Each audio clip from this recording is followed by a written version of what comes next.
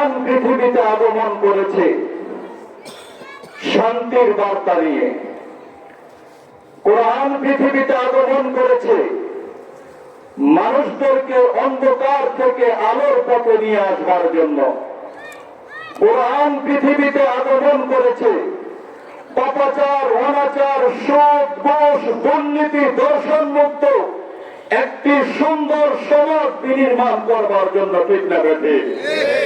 কোরআন পৃথিবীতে আগমন করেছে মানুষের ন্যায্য অধিকার পৃথিবীতে প্রতিষ্ঠা করার জন্য। কোরআন পৃথিবীতে আগমন করেছে নারী জাতির অধিকার প্রতিষ্ঠা করার জন্য। কোরআন পৃথিবীতে আগমন করেছে অসহায় বিধবা, ইয়তীম শিশুদের ন্যায্য অধিকার এই দুনিয়াতে প্রতিষ্ঠা করার জন্য। ঠিক না ঠিক?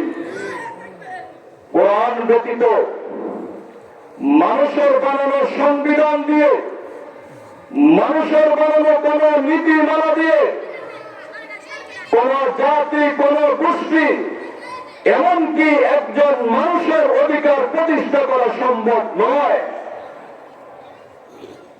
কেউ যদি তার ব্যক্তি জীবন সুন্দর করতে চায়, পারিবারিক জীবন সুন্দর করতে চায়, সমাজ সুন্দর করতে চায়, রাষ্ট্র সুন্দর করতে চায়, তাহলে শুধুমাত্র কোরআনই ফর্মুলা, কোরআনই নীতিমালা দ্বারা সুন্দর করা সম্ভব, নচেৎ অন্য কোনো কিছু দ্বারা সুন্দর করা সম্ভব নয়। ঠিক না ঠিক?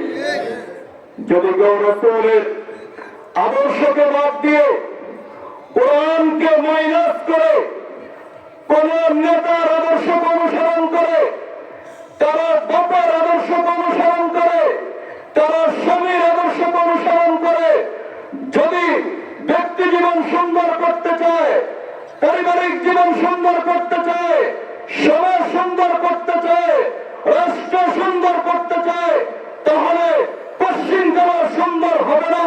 বরঞ্চ সে যে উদ্যোগ নিয়েছে, যার আদর্শ লালন করে সমাজ সুন্দর করার জন্য সে উদ্যোগ নিয়েছে, তার এই উদ্যোগ কোনদিন সফল হবে না।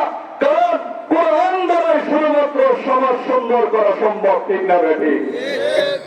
মুহতারাম হাজির, এই কারণে আপনি একজন মুসলমান হিসাবে, আপনি একজন ইমানদার হিসাবে আপনার স্লোগান হওয়া দরকার, কোরআন বাঁচাও, ঈমান বাঁচাও, ইসলাম বাঁচাও।